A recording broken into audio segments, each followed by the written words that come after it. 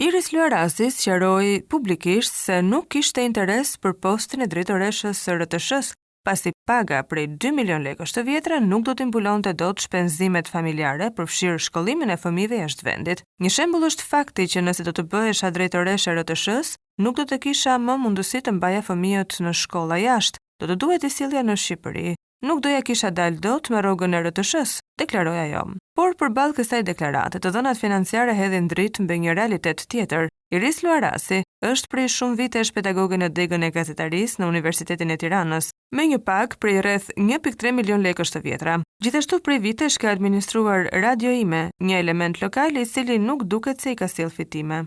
Burimi kryesor i të ardhurave të saj është angazhimi si drejtore ekzekutive në organizatën jo qeveritare Linja e Këshillimit për Gra dhe Vajza, e cila duket se është arsyeja kryesore që zonja Luarasi nuk preferon pagën e drejtorit të radio-televizionit publik.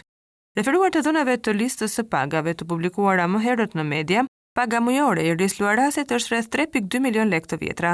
Sipas të dhënave nga faqja zyrtare e Agjencisë së Ndihmës së Huaj të Shteteve të Bashkuara të Amerikës, organizata Linja e Këshillimit për Gra dhe Vajza, drejtuar nga Iris Luarasi, ka përfituar mbi $300.000 nga USAID gjatë periudhës 2022-2023.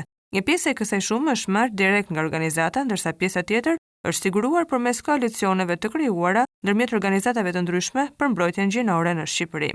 Gjithashtu, sipas të dhënave të spendingdata.al, organizata ka marrë rreth $140.000 nga fondet publike në vitet e fundit, kryesisht në formën e mbështetjes për shoqërinë civile, bazuar në vendimin e Këshillit të Ministrave numër 110 datë 6/3/2019. Në vitin fiskal 2022, Linja e Këshillimit për Gra dhe Vajza mori $50.000 nga USAID për projektin e ndërtimit të qëndrueshmërisë së komunitetit në rrezik, i cili përfundoi në prill të vitit 2023.